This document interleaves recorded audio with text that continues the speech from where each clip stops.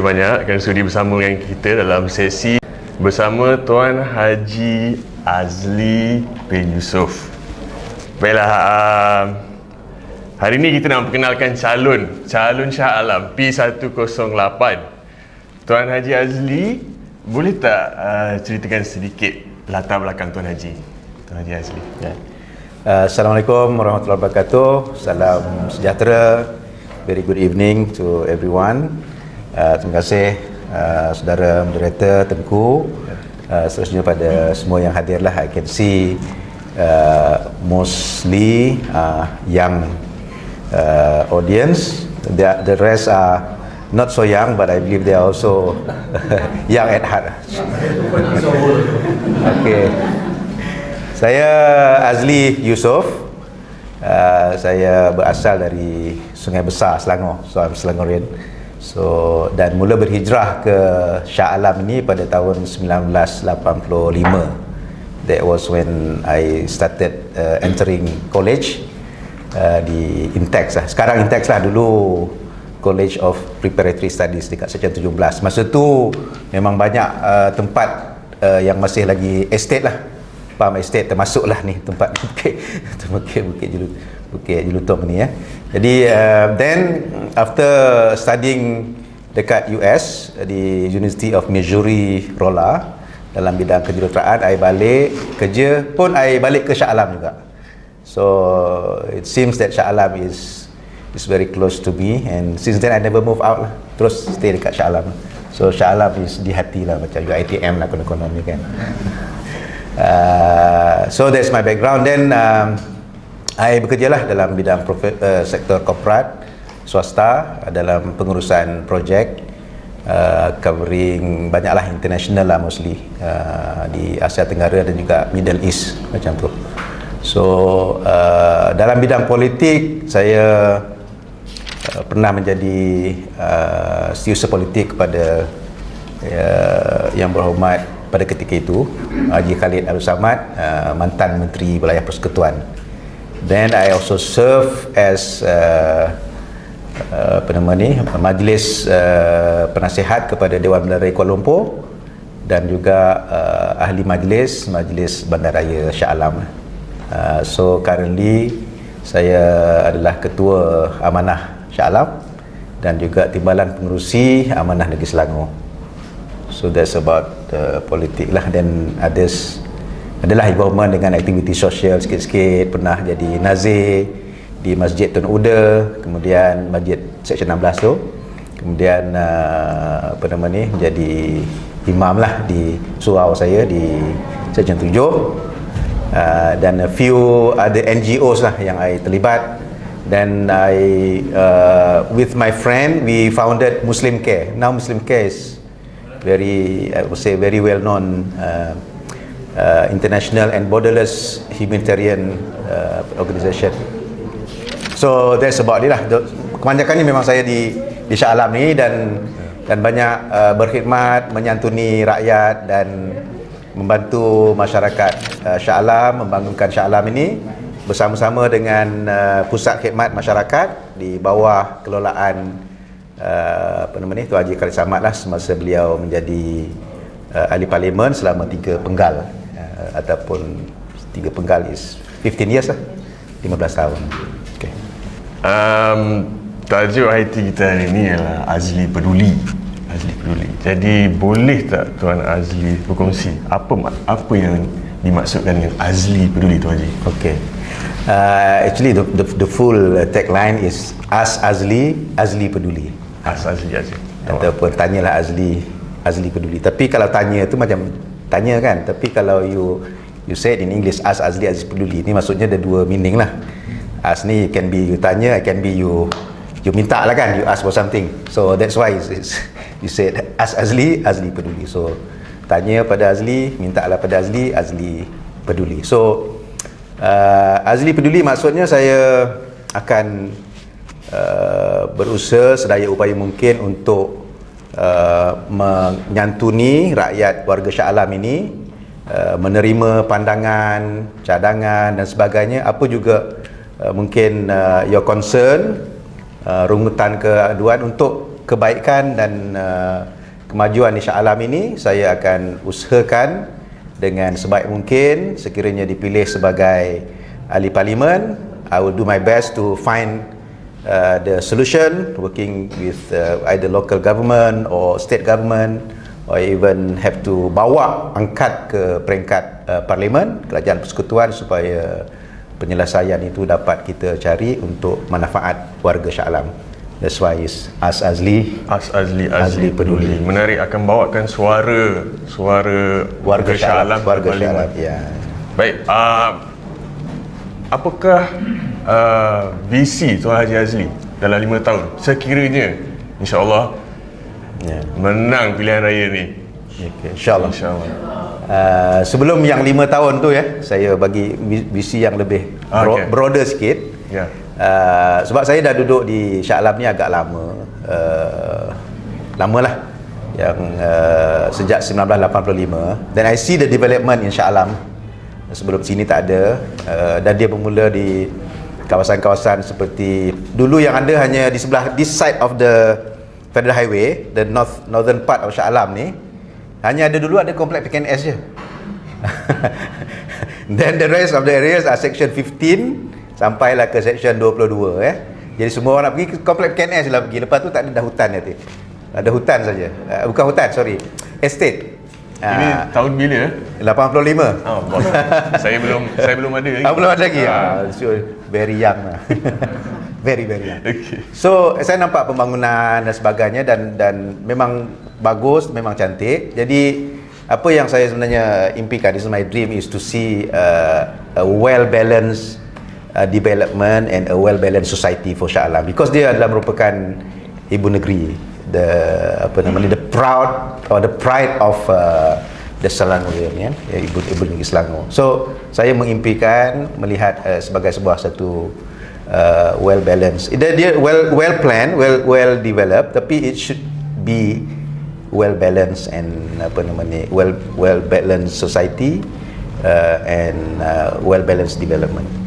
What I mean by that is the northern part of the Shah Alam ni, seperti section 14, and then you're talking about all the section lah, daripada section 1 sampailah ke section 13, and then kita ada Setia Alam, ada Bukit Jelutong, and ada Denai Alam, U11-U12 ni memang dah kata middle class and above.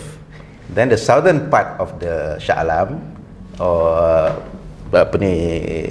differentiated by the Federal Highway, adalah section 15 sampailah ke section 22 lah, if you are talking about Shah Alam constituency. Tapi kalau MBSA as a whole, dia dah sampai ke Kemuning, Bukit Kemuning, Kota Kemuning sana kan. So dekat section 15 up to section 22 ada kawasan yang sangat lama, dan ada kawasan yang agak ketinggalan pada saya, jauh ketinggalan berbanding dengan di sebelah sini. You're talking about Kampung Padang Jawa, Kampung Kebun Bunga, masih lagi status kampung lah. Nama kampung tu tak ada masalah, tapi dia jadi kampung macam kampung baru yang ada di KL. Itu kan Kuala Lumpur, Petronas Twin Tower lah, macam mana, all this. Tapi kampung baru tu ada dan dia status dia macam itu. So di Shah Alam pun ada kawasan yang macam tu, di Padang Jawa, di Kampung Kebun Bunga. Jadi ketinggalan, sedangkan di tempat-tempat lain di sebelah sini sudah jauh membangun dan baik. Tapi ada juga kawasan-kawasan lain yang di section 16 umpamanya, yang I think should be redeveloped. Section 16 tu kawasan yang paling tua lah di Shah Alam ni, 16. Kawasan flat, masih ada lagi rumah, bukan masih ada, rumah yang kekal di situ tu adalah rumah yang satu bilik. It's one bedroom. Bukan kita nak merendahkan yang tinggal di situ, tapi if you are talking about livable cities, orang yang nak duduk Shah Alam ni, ramai orang kan, tinggal kat mana Shah Alam? Oh best lah tinggal kat Shah Alam kan. Macam itulah. Dah duduk Shah Alam, tak ada orang nak keluar. Kan? Who want to move out from Shah Alam? Kalau dia move out, dia keluar sikit lah. Mungkin dulu duduk section 10, lepas tu dia keluar ke Bukit Jelutong contoh dia. Dia tak, tapi masih Shah Alam lagi kan. So we want to stay in Shah Alam, but we want to make sure Shah Alam is a livable cities. Orang nak duduk Shah Alam, dan dia punya kemudahan itu haruslah setara dengan pembangunan. Then there is one thing. Another thing is talking about the Islamic values. Rumah satu bilik ni kiranya dah tak syariah compliance lah, kan? Syariah compliance, kurang-kurang mesti ada 3 bilik. Satu bilik parents, bilik anak lelaki, bilik anak perempuan. Then dia talking about syariah compliance. Sebab tu kerajaan negeri Selangor bila dia buat rumah di bawah Pakatan Harapan, paling kurang mesti ada 3 bilik. So I think that area need redevelopment. Then if we take care of this, then it become a well balanced society, well balanced development. Soalan dia apa tadi? Dia menarik tadi tu Haji. Okay, now you're talking about 5 years. Now I not remember 5 years. 5 tahun rancangan visi 5 tahun. Visi 5 tahun. Why 5 tahun? Pasal ahli parlimen ni 5 tahun dia dah tak jadi YB lagi. Okay, so 5 tahun saya lihat ada perkara yang boleh dicapai dalam masa 5 tahun. Pertama sekali yang sangat memberi kesan saya kepada penduduk Shah Alam ini ialah dari segi kos sara hidup lah. This is the first one, the low hanging fruit yang kerajaan kena lakukan. Ya, yang kena buat pertama sekali priority is kos sara hidup. Kos sara hidup ni banyak menjejaskan golongan B40, yang golongan pekerja yang banyak juga di Shah Alam ni tadilah. Tapi tidak saja dia menjejaskan golongan B40, M40 pun terjejas juga kan. Walaupun tidaklah orang kata sama, tapi turut menjejaskan. People are talking about it. So kos sara hidup, saya jika dipilih sebagai ahli parlimen sudah pastilah saya akan mendukung dasar dan juga tawaran yang diberikan oleh Pakatan Harapan. Di antara 10 keutamaan itu, yang pertama sekali ialah untuk menangani kos sara hidup. Okay, number one. Then second ialah berkenaan dengan banjir. Ni banjir ni is a big issue in Shah Alam.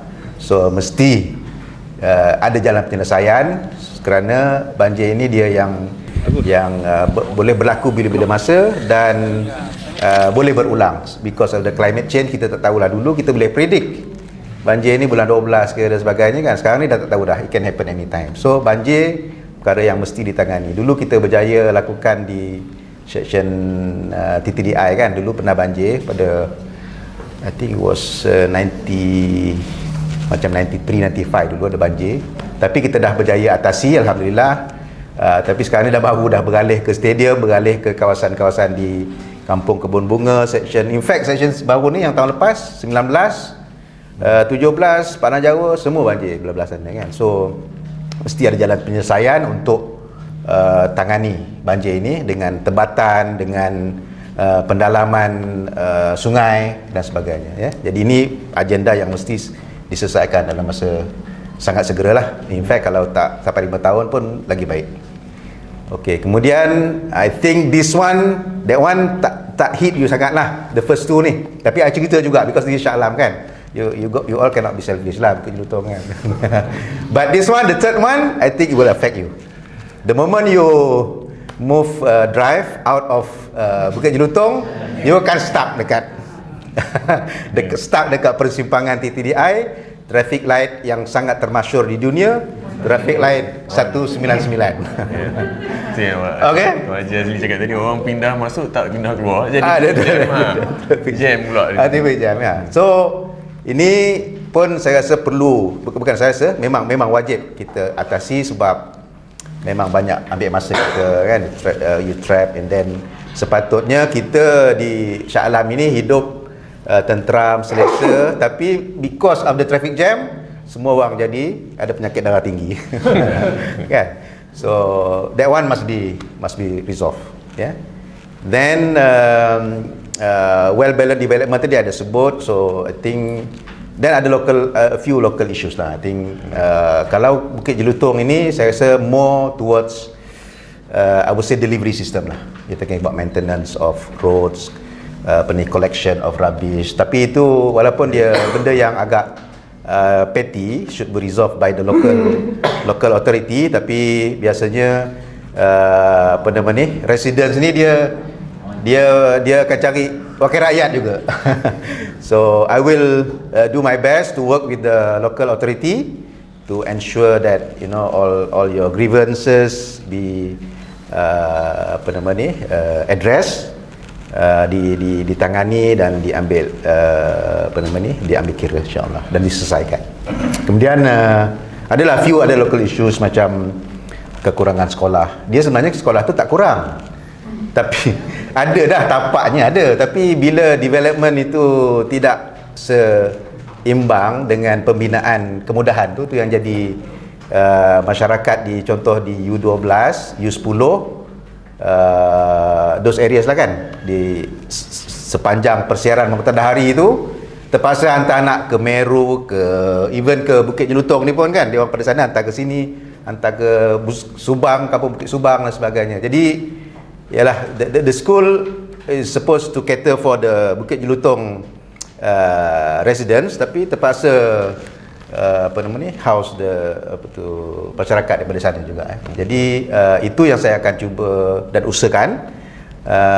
MP yang lepas dah usahakan di Denai Alam, dah lulus bajet untuk di Denai Alam, dah bajet dah ada. So I believe next year they will start laksanakan. So the next one will be sekolah di U10. Tapak dah ada, saya akan usahakan insya-Allah. And then others will be, I think yang localized, bersifat lokal bagi Shah Alam ini ialah klinik. Kita ada satu hospital, I'm talking about public hospital and clinic ya. Kita ada satu di satu hospital dan 2 klinik di Seksyen 7 dan di Seksyen 19. Okay. And I visited the places. Memang syarat dengan ibu mengandung lah. Ibu mengandung ni dah syarat dah, tapi dia syarat lagi dengan ibu mengandung. Maknanya ramai kan. Jadi yalah, saya rasa perlu, sebab yang daripada Seri Muda pun datang ke situ ya. Jadi perlu ada kita perlu spread out a little bit. So yalah, Bandar Shah Alam kan. So itu Azli Peduli. Sangat menitik beratkan kebajikan rakyat lah. Daripada pertama kita Tuan Haji Azli bawa pasal kos sara hidup, kemudian banjir yang berlaku di Shah Alam, dan kemudian ada juga bawa pasal traffic light 199 yang famous tu ada setiap pagi kesian orang pergi kerja. Dan juga sekolah, pendidikan juga antara perkara yang rakyat Malaysia ni selalunya berbelanja 2 perkara lah, pendidikan dan barang dapur selalunya. Ya betul. Dan kos sara hidup dan pendidikan, nampaknya Tuan Haji Azli beri penekanan lah. Nak tanya sikit lah, apa perasaan Tuan Haji Azli telah selesainya penamaan calon? Boleh kongsi sikit perasaan? Of course, first thing is lega lah.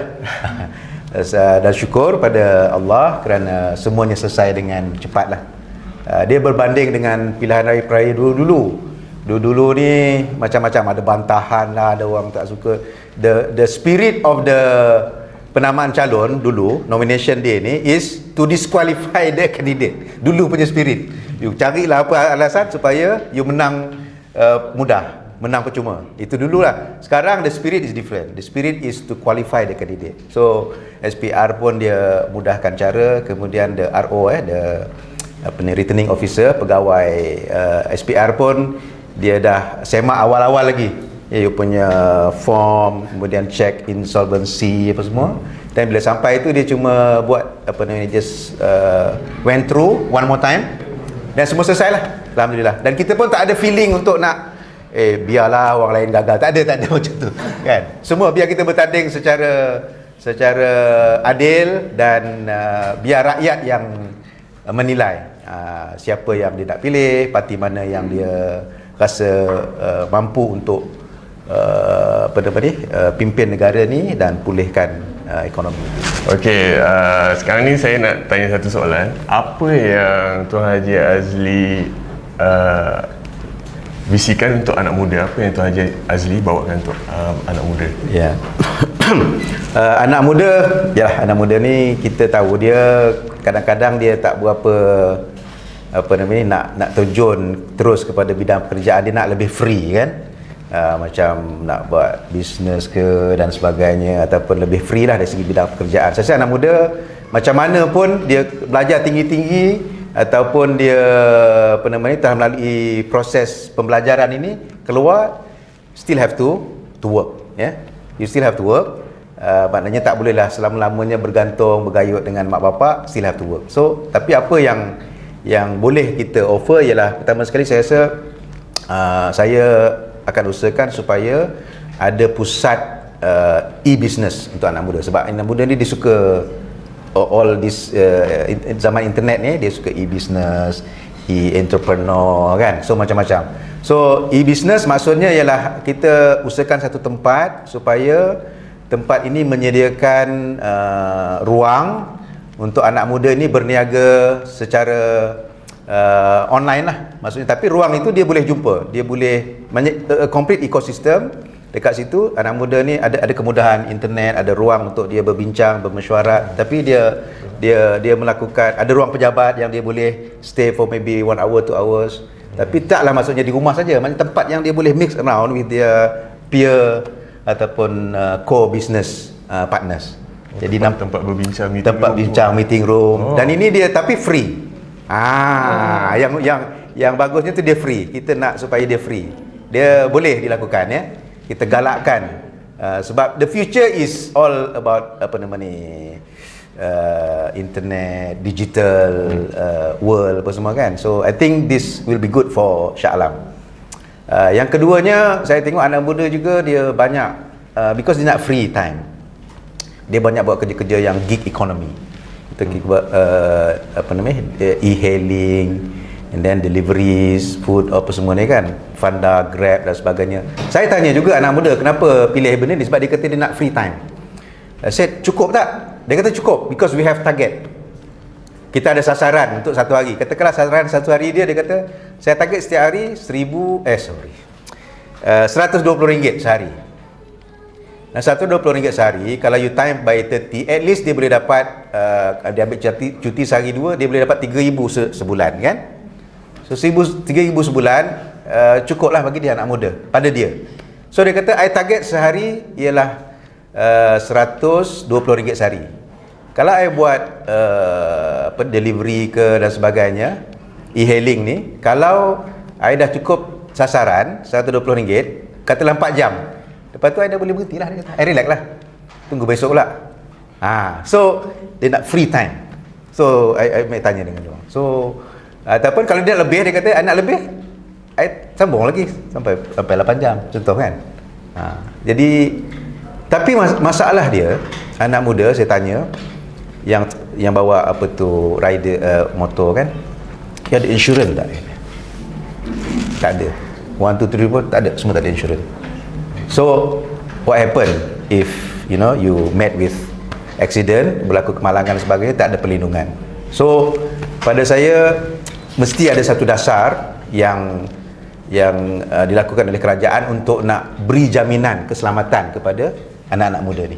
So I will fight for it. For anak muda, if you are after the gig economy yang macam tu, tak kira lah e-hailing ke, deliveries ke, apa juga, you must be protected. Because kalau you kerja dengan majikan, sebab this is your own business kan, you buat kerja sendiri.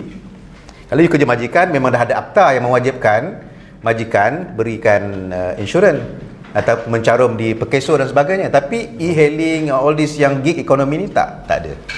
So I think it's high time for kerajaan gubal satu dasar supaya memberi perlindungan. Jaminan keselamatan kepada anak-anak muda. So I will fight for it. Sekarang ni kita dah dengar apa yang akan Tuan Haji Azli Yusof insya-Allah akan perjuangkan untuk anak muda. Kita nak dengar sendiri pula daripada anak muda soalan-soalan kalau ada. Assalamualaikum, ya. Nama saya Muhammad Irsyad. Saya daripada Bukit Jelutong. Tadi saya berminat dengan idea yang Tuan Azli ada timbulkan, iaitu isu yang antara popular di Shah Alam lah, iaitu banjir dan juga masalah jam. Jadi ini pendapat saya lah, mungkin boleh dibawa insya-Allah kalau menang di Parlimen Shah Alam, amin. Iaitu kita ada satu kita sebagai orang Melayu secara beribu-ribu tahun ya, kita daripada kelompok kaum Austronesia, kita lebih gemar pada zaman dulu menggunakan laluan air berbanding laluan tanah. Semenjak bentuk penjajahan, kita bertukar bertanah. Jadi sebenarnya sungai yang dekat sebelum kita sampai ke apa ni nama dia, bukan dekat Relax selama saya hidup di Bukit Juntong ni nak dekat 20 tahun, sungai tu macam tu saja. Kalau kita bandingkan dekat negara-negara jiran kita di Jakarta, di Kementerian Mahakon, di Bangkok sana, sungai telah pun digunakan sebagai alternatif lain sistem transportasi. Tapi kita daripada saya kecil sampai besar, sungai macam tu je lah. Jadi saya perasan kita tak kisah pasal sungai, sedangkan kita punya nenek moyang kita hidup dengan laut, dengan air. Tapi kita langsung tak kisah. Lepas tu sungai yang kita ada ni patut kita boleh gunakan sebagai, daripada kita bayar mahal buat LRT sampai ada skandal, baik kita manfaatkan jalan yang dah ada. Betul? Jalan yang memang moyang kita dah guna beribu-ribu berabad kan. Dari sini juga bila kita gunakan sungai itu, kita boleh belajar tentang trend sungai itu. Bila hujan tu kita akan belajar, kita akan mengetahui tentang perubahan sungai itu, dan kita boleh bersiap sedia untuk banjir juga. Antara yang saya cadangkan iaitu kita buat laluan dia, sungai itu kita buat laluan. Sebab jauh sungai tu, daripada mana saya pun tak tahu. Tapi kalau pusing tu banyak sungai. Kita boleh buat satu stesen, bawah stesen tu kita boleh buat satu kolam tadahan. Jadi kalau ada nak dekat 50 stesen, ada 50 kolam tadahan bawah setiap stesen. Bayangkan banjir kita boleh elakkan daripada masuk dekat parking lot dekat Acapella, sampai menyebabkan korban. Jadi sungai tu dah lama saya tengok macam tu saja. Lepas tu kita aktivis, kita cakap betul jaga sungai. Sungai tu coklat sampai sekarang. Saya tengok kat Facebook, kat Instagram, oh sungai dekat Jepun sampai longkang sampai jernih ada ikan lagi. Takkan kita tak mampu? Kita sebagai antara negara terkaya di ASEAN, dan kita tak sampai tahap tu. Berapa ramai pelajar kita yang belajar ke Jepun yang balik last jadi polis. Dah maaf cakap maaf kalau tersinggung siapa, tapi itu saya punya luahan saya, dan mohon kita boleh selesaikan kan. Kita boleh kurangkan penggunaan kereta, kita boleh naik tarafkan public transportation kita di Shah Alam terutamanya. Moga-moga dengan saya punya cadangan dan suara saya ni dapat didengar, dan insya-Allah didendangkan ke dalam parlimen nanti. InsyaAllah.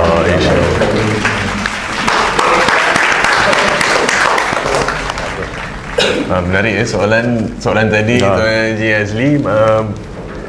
Kesihatan sungai di Shah Alam, dan make full use of the sungai as a means of transport dekat Shah Alam. Macam mana tu? Ya. So memang itu bukan soalan tu sebenarnya, tapi satu cadangan yang sangat baik daripada anak muda yang tentunya punya visi yang jauh lah ya.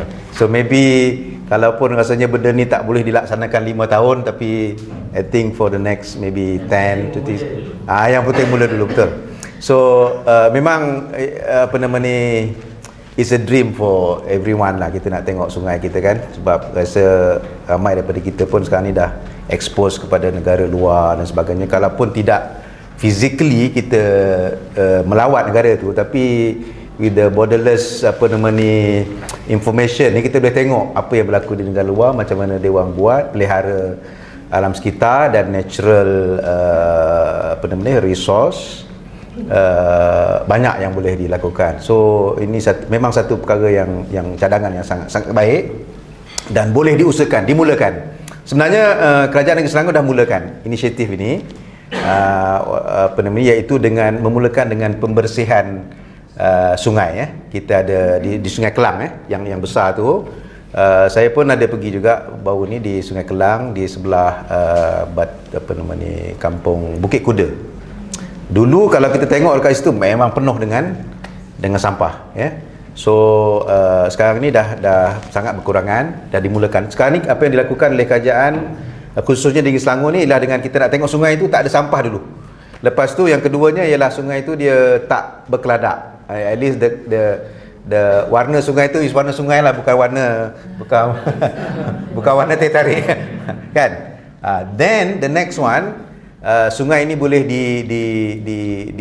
dimajukan, dibaik pulih dengan konsep apa ni, TOD lah, Transport Oriented Development. Sekarang ni yang ada pada kita ialah TOD ni melalui LRT, which is above, kan, di atas. Tapi itu dia ialah buat masa sekarang begitu keadaan dia, tapi akan datang kita boleh juga lakukan Transport Oriented Development ni, TOD ni, dengan menjadikan sungai sebagai laluan kita. Dan kita boleh macam itulah, macam kita sebut tadi, kita menghargai alam sekitar dan kita boleh balik ke zaman-zaman yang dahulu. Sebenarnya bila kita pelihara sungai ni secara tak langsung, yang lain-lain tu akan jadi naturally bersih. Sebab antara punca sungai ni kotor sebab masyarakat kita buang sampah dekat sana sini. Bila hujan, all the sampah pergi ke sungai, dan sebab itu sungai tercemar. Yang lain pun sama juga, industri dan sebagainya. Jadi perlukan satu holistic approach, satu pendekatan yang sangat menyeluruh, melibatkan semua pihak, ya. Tapi satu cadangan yang sangat baik, dan yang penting bukan bila kita akan dapat lihat benda itu berlaku, tetapi saya suka cadangan tadi tu, bila kita nak mula. InsyaAllah dia akan dimulakan oleh ahli parlimen Shah Alam yang akan datang. Baik, terima kasih. Kita ada masa lagi untuk buka satu lagi soalan daripada anak muda. Terima kasih Tuan Haji sudi berkunjung ke Bukit Jelutong lah. Tadi cakap pasal orang muda kan, tapi sedar tak sedar 7% daripada rakyat Malaysia adalah warga emas. Dalam masa 8 tahun 14% adalah warga emas. Jadi saya tengok dalam kempen Pakatan Harapan ke Barisan Nasional ke PN ke, tak banyak dalam manifesto tu cakap pasal warga emas. Kalau dalam Pakatan Harapan saya ternampaklah ada skim usia emas, shopping, apa lagi shopping, travelling, dan khairat kematian. Tapi kalau di Shah Alam saja berapa ramai warga emas yang kita ada, masyarakat akan menua. Jadi apa langkah-langkah yang Tuan Haji boleh bawa ke parlimen untuk perjuangkan hak ataupun penjagaan warga emas ni? Sebab yang penting bila kita usia tua, kita nak orang tua ni mandiri di rumah kalau boleh. Kalau kita nak harapkan pusat penjagaan warga emas, mana ada sangat. Yang ada adalah yang swasta, kan. Dia persiapan mungkin bakal YB insyaAllah ke parlimen, kan. Macam mana YB nampak boleh bawa isu ni ke parlimen lah, insyaAllah. Okay, I think saya rasa ni very tough question. Sebab ialah dia melibatkan warga emas, kan. Saya doktor pakar warga emas. Okay. Sebab cakap dengan politik mana pun semua. Yes. Sebab warga emas bila warga emas dia dah mencapai usia begitu, mungkin kalau dia tidak mampu untuk mandiri, mungkin dia terpaksa perlukan kepada bantuan, sama ada personal nursing ke ataupun sebagainya. Jadi which is very costly lah. Hanya orang yang mampu saja boleh buat. Kalau yang tak mampu memang susah, ya, bergantung kepada anak. Kalau anak pun tak mampu, lagi susah. So warga emas lain daripada inisiatif yang kerajaan beri, apa sebut jom shopping dan lain-lain lagi itu, khairat kematian dan sebagainya yang melindungi warga emas. Saya rasa masyarakat kita juga harus memulakan inisiatif caring society ni. The peduli ni translate to English can be caring society. So untuk warga emas ni, kalau saya boleh give some visionary ideas atau pendekatan, ialah supaya mesti ada dia harus bermula dengan polisi dasar. Apa dasar yang kerajaan boleh gubal dan lakukan untuk nak nangani ataupun memberikan perhatian kepada golongan-golongan tertentu. Tadi kita sebut ada anak muda dan sebagainya kan. Now doktor sebut pasal warga emas. Saya rasa boleh difikirkan, boleh dibahaskan dan diangkat supaya adanya insentif-insentif untuk nak memberikan apa ni dipanggil caretaker yang apa ni yang bersifat part time. Contoh dia ada insentif lah. We have to develop an incentive scheme supaya apa ni caretaker kepada warga emas ni boleh apa ni jaga dan berikan pertolongan kepada warga emas supaya mereka tidak apa namanya terpinggir ataupun dibiarkan bersendirian. Tidak cukup hanya dengan apa nama ni rumah jagaan dan sebagainya. Tidak semua orang suka pergi ke rumah jagaan kan. Dia nak ada dekat rumah, nak ada juga anak, tapi anak terpaksa pergi keluar bekerja. So how do we take care of the elderly?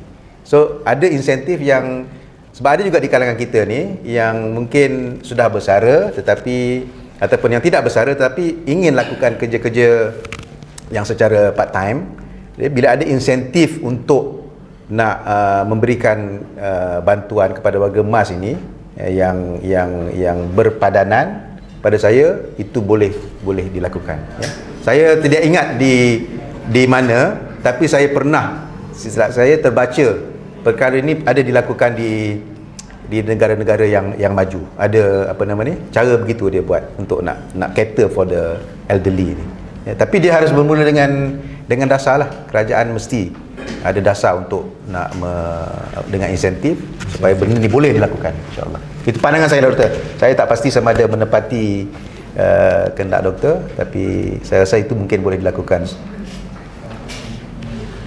Okey, itu jawapan insentif dan masyarakat yang mesti ada satu dasar, dasar yang boleh menggalakkan supaya masyarakat ini dia caring, tetapi dalam masa yang sama dia juga memperolehi pendapatan ya. Dia tidak memilih, maknanya tak mau apa nama ni pilih sangat pekerjaan itu, tapi dia ada caring, must be a caring society, insyaallah. Okey, baik. Assalamualaikum Haji Azli, saya Saidia pada Muda Shah Alam. Tadi kita dengar soalan pada pihak anak muda dan juga pihak warga emas. Saya nak tanya soalan bagi golongan wanita. Sebab hari itu kita ada dengar YB representatif parlimen wanita seperti YB Hanayu ada cakap representasi wanita di parlimen atau di mana-mana pengubah dasar masih kurang. What is your stand on that whether your team as politician you bring more women in your team, or it's like half man half woman so that you can hear the thoughts and concern from both men and women? That's all.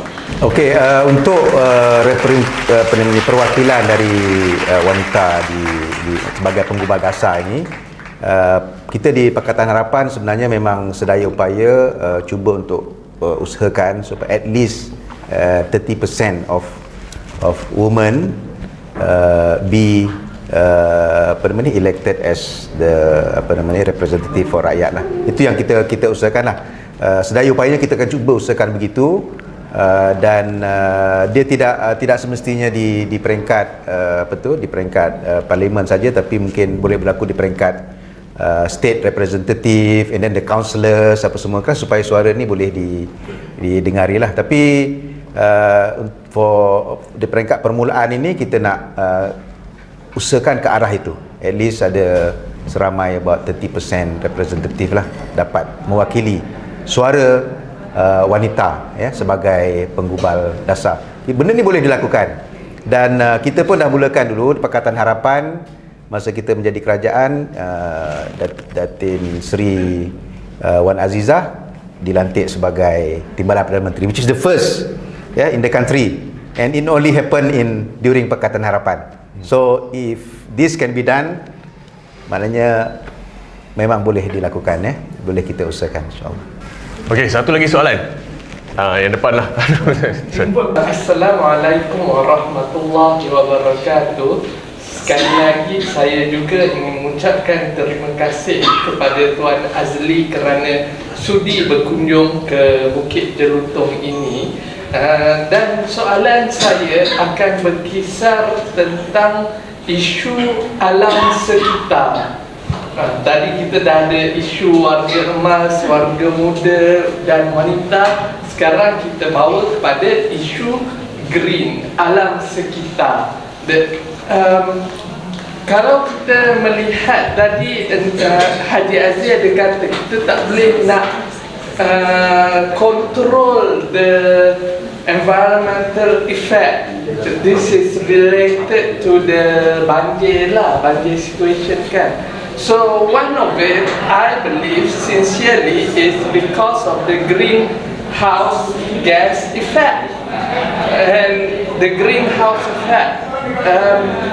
So di sini sebenarnya pada pandangan saya bekerja di dalam industri teknologi hijau ini.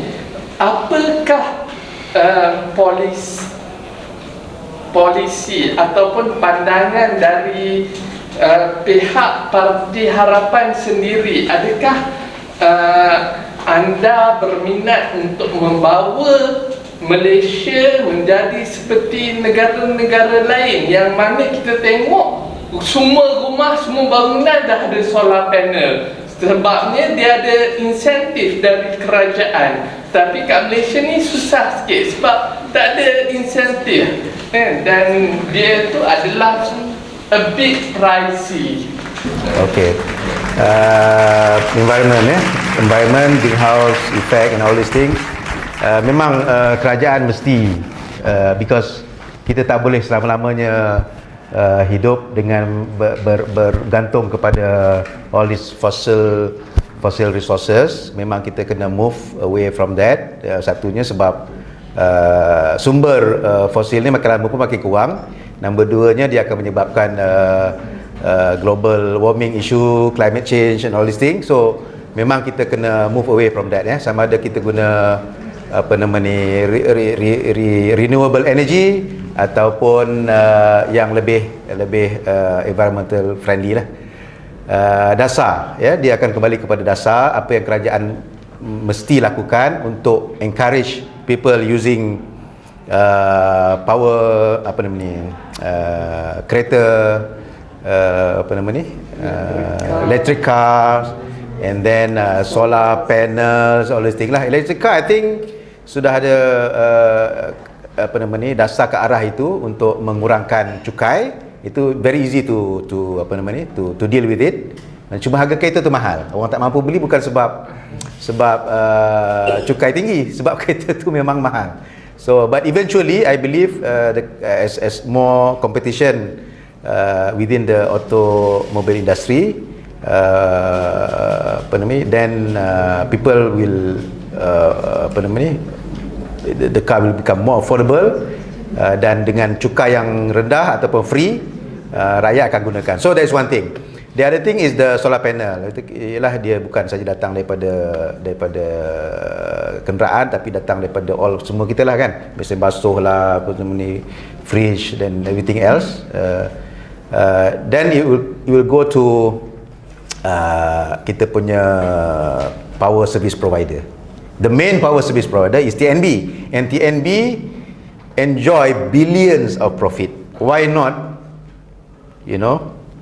give the profit to the people? How to give the profit to people is encourage for using of solar panel lah, to the industry and everything else. So of course I will support that 100% to jadikan negara kita ni lebih environmentally friendly dan lebih healthy. I'll give support, 100% support for that move. Yeah. Okay, thank you. Assalamualaikum Majlis.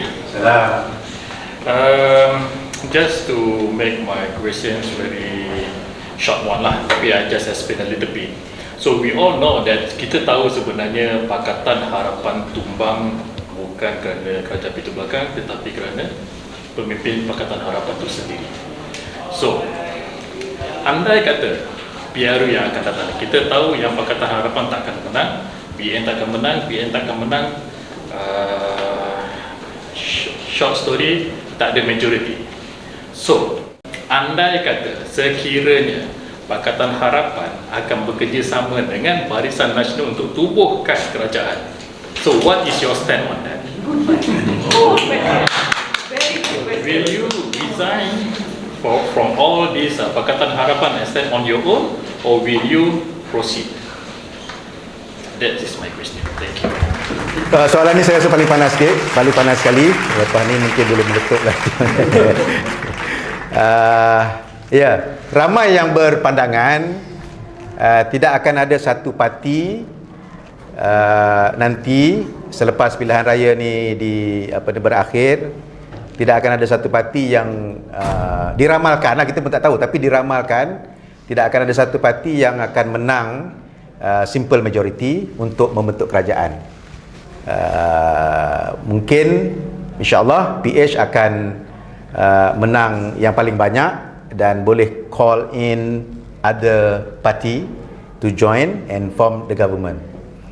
So it can be, boleh dari Perikatan Nasional, boleh jadi daripada, tapi Perikatan Nasional tu pun dia dalam dia ada banyak juga, dia ada Bersatu, ada PAS dan sebagainya, as a party Kemudian ada juga BN, di Sarawak ada GPS, di Sabah ada Warisan dan sebagainya. So there's a pool of smaller parties yang boleh dijemput untuk bersama-sama membentuk kerajaan. So we don't know what is the number.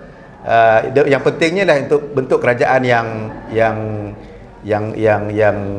boleh mentadbir dan tidak tinggalkan dia as a hung government, kerajaan yang tergantung lah.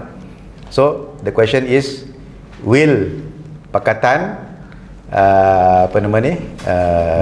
work with BN? Wow. So I think kita tahu in principle BN dia dikaitkan dengan amalan rasuah, ada terlibat dengan integriti yang sangat teruk. So on the first note, I would say this is the least likely things will take place lah. Will take place. So dia sebenarnya akan bergantung kepada bagaimana nanti Pakatan Harapan sekiranya menjadi satu parti yang mendapat majoriti yang paling besar, tapi still tidak boleh membentuk kerajaan. Bagaimana kita akan work together with with the other parties untuk bentuk kerajaan. So I think I will leave it with that lah. As my answer. So we will do it. We'll do the best to make sure that the government will be formed, tapi kita akan bentuk kerajaan yang tidak akan dipersoalkan oleh rakyat dari segi sudut integriti, dari segi sudut maruah, dari segi sudut untuk memulihkan ekonomi negara kita ini. Itu yang akan saya support. Macam mana nanti dia punya tu, saya akan tengoklah. Kalau you ask me now, will I resign? I will not say it now because I want to see what will be the formation like. Boleh? Hope that can. Okay. Thank you. Okay, hope that answers your question. Terima kasih banyak Tuan Haji bersama kita dalam sesi Haiti Azli Peduli. Kita dah sampai pada pengakhiran sesi dan kita nak minta sedikit nasihat lah daripada Tuan Haji Azli Yusof untuk pengundi-pengundi kita untuk buat pilihan pada 19 hari bulan nanti. Okay, 19 hari bulan adalah hari penentu. So I think you all adalah pengundi yang sangat bijak, yang sangat bermaklumat, yang tahu kepimpinan yang mana yang nak dipilih, parti mana yang diharapkan boleh memulihkan ekonomi negara. So do your best and of course I would say pilihlah Pakatan Harapan and pilihlah saya. Kerana saya akan cuba sedaya upaya mungkin, sedaya upaya saya untuk address all the issues, cari jalan penyelesaian kerana Azli Peduli. Baik, itu saja maka baiklah sesi kita. Terima kasih banyak Tuan Haji. Tuan Haji Azli Yusof. Saya pun ingat 19 hari bulan ni kita buat pilihan yang tepat lah. Calon kita Pakatan Harapan nombor 1 Tuan Haji Azli Yusof. Jangan lupa tuan-tuan, undilah Pakatan Harapan. Okey.